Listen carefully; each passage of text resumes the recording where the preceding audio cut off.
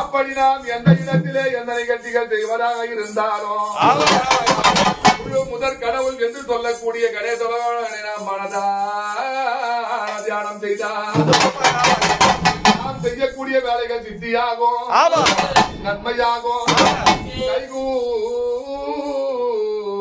கைகூடும் என்று ஆன்றோர் சான்றோர் சொன்ன அமுத திருவாக்கின்படி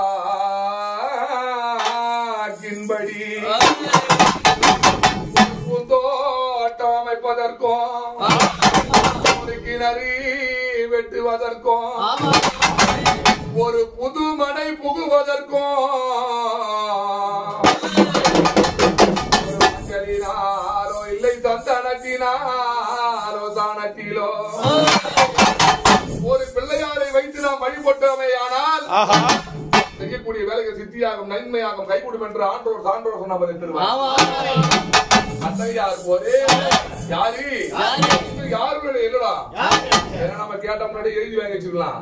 ஆனா சபையில தெரியணும் யாருடைய இல்லடா. அப்ப பேர் என்ன? எல்லப்ப கவுண்டர். அம்மா பேரு சல்சா.